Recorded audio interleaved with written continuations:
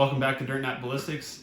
As you can see behind me, we are set up to finally start reloading, and so I'm going to start documenting that process, taking you all along the way as I try to learn and figure things out. So we're going to start from the very first item of cleaning brass, which we did previously on a buddy's Vibratory tumbler. We have gotten new items from here, so we're going to do some wet tumbling with some stainless steel pins after we decap. So let's start the process and start going through it. Dumping in the first case of Hornady brass.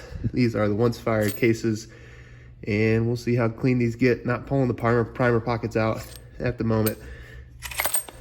We will clean and get those done after the tumbling. So let's load some brass up. We'll run that overnight, and then we'll see how clean they are in the morning. I don't know if that's too long, but it's not stainless steel media, so it'll be all right. So here we go. Well, first batch of brass is tumbled and looks pretty good and clean. We'll get these filtered out and put the second batch in production. Okay, with that we have the first round of brass cleaning done. One thing to note you'll see across them is we had a few primers fall out, and also we have a few different types of primers used here by Hornady, between some gold primers and some silver primers. Don't know if that's Federal Gold Metal Match and CCIs or what. One thing to note that I'm trying to figure out what it is you can see that mark. Now, I'm not familiar with pressure signs on brass, but all of these 20, these 4, and a handful of others back here all have pretty distinct marks somewhere on the case. You can see it right there and right there. So, not sure if that means the brass is useless, but we will do some research and see what that means. On the plus side is the brass does look a whole lot better, a whole lot shinier compared. These are uncleaned brass.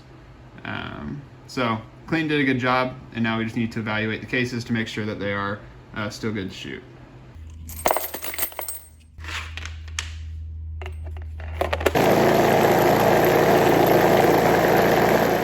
With that, we have finished our almost 140 pieces of brass, getting those cleaned up, ready for sizing and depriming. Looking at the cases, there are definitely some ejector swipes, and that's the marks that I was seeing. It doesn't look like it's a big issue for the cases, as long as there's not some significant damage on the cases themselves. The good thing is that we have 100 cases of ejector swipe free brass, and then we have some other ones over here that we can use for the potentially higher pressure rounds as we go through the powder testing. Overall, there weren't any big issues with it, but there were a couple of cases, and we'll see if we can get on camera, that had a pretty severe ejector swipe. This one has a pretty noticeable click. I don't know if you can hear the nail scraping on that, but definitely kind of a noticeable raised edge from that swipe. But again, we have 100 cases, which should get us through all of our testing plus some, so we'll be able to develop the round without an issue. Before we start decapping the brass and getting it ready to wet tumble, might as well talk over the bench build. So I'll put some B-roll in here, but my buddy Doug was kind enough to let me come by his shop and start cutting up some wood and getting things prepped and ready. Most of the stuff here is just kind of cut in, but ended up putting a polyurethane coating on it. Still have a couple items here to go, such as the upper and lower shelves, but for the most part, this bench is ready to start reloading, and so we're going to start getting into that process today. So the Forester coax is set up along with the Redding decapping die, and so let's get the 7PRC brass decapped and ready for the wet tumble. So the bench is a little bit busy with all of the items kind of out and about, but we're going to get to decapping here with this Redding decapping die. So we got this from the 7PRC. The way I set it up was I pulled the lever down, got the shell holder to touch the base plate, set the lock ring, tightened it down, and so now we should be prepped and ready. Take a piece of 7PRC brass, toss it in there, and there you go. From that, we will get through this process, and then we will start the next stage.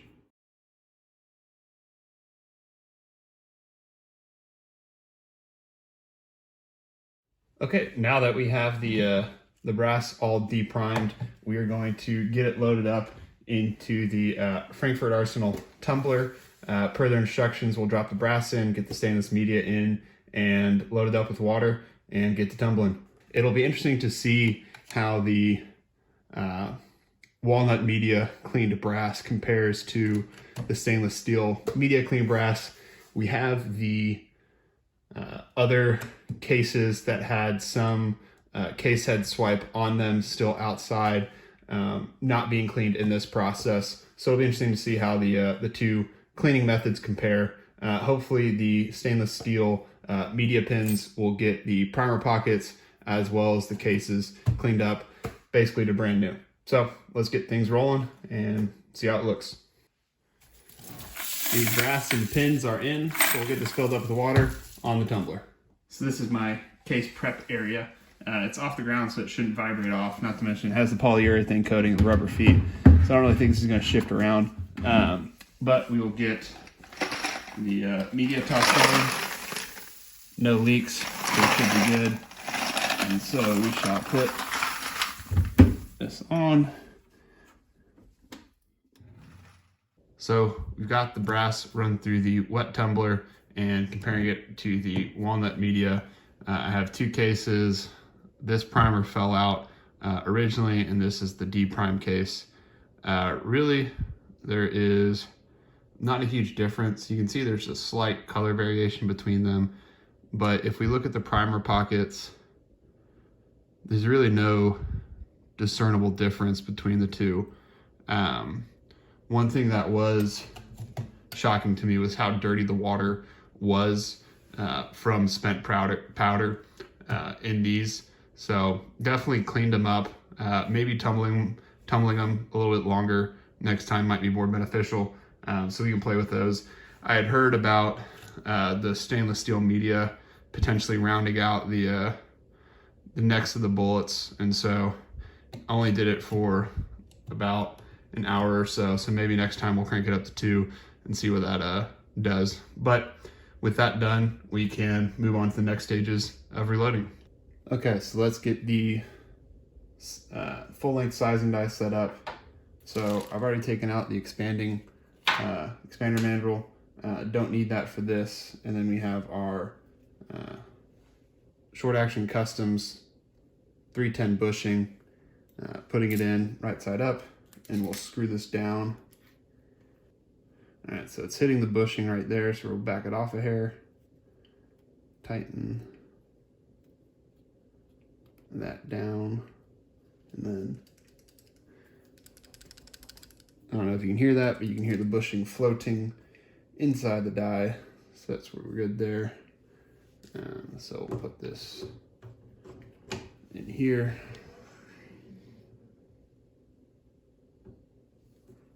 It's pretty close.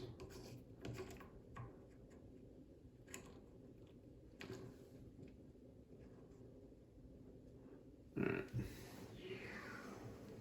So we're backed off there, and we'll get out some measurements and get that process going.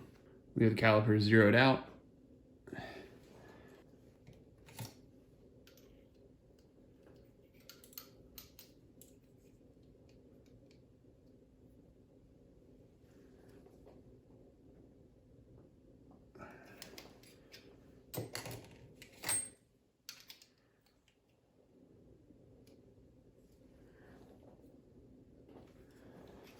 And check one more from a different area and see if we get that 189.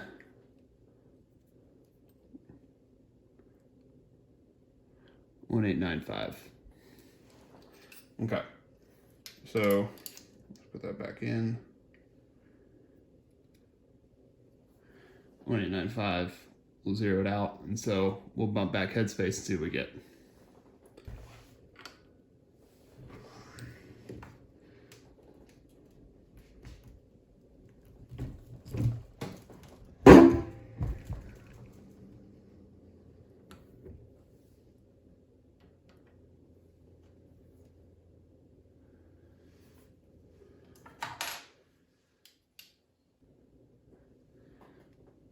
looks like about 1.5 thou.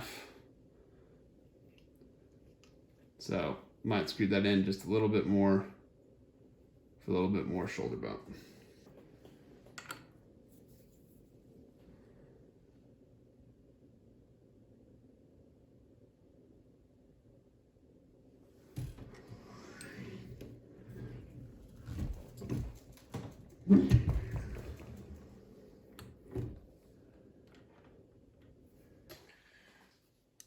Reading 2 thou, so we should be good.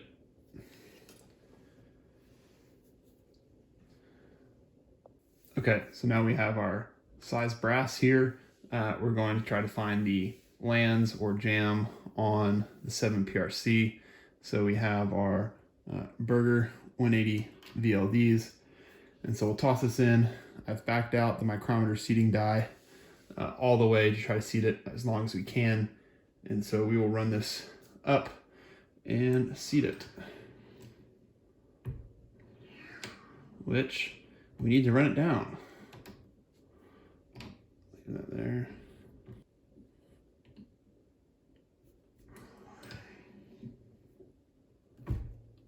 There.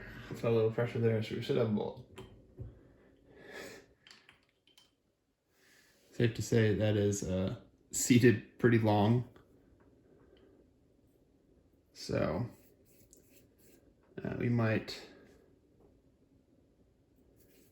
we'll put this in there. We'll get it sprayed up with some one-shot lube and see if we can find jam. So we have it zeroed on the calibers. We moved the seating die a little bit further down. It was kind of comically seated long. So we'll see the new round versus a factory load from Hornady. So definitely seated a little bit longer. So once again, we'll repeat that process.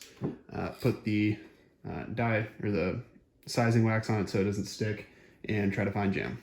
So this is the seated bowl that we pulled out, and if we take a reading of that, make sure it gets centered up. We have 2688, so we'll start seating at 2686 for our seating depth test. We'll also reference back to the Burger chart and see what seating depths we need to, but at least we know jam is at 2.688. One thing I didn't do on this cartridge was figure out what the actual cartridge overall length was, not just cartridge space to ogive, and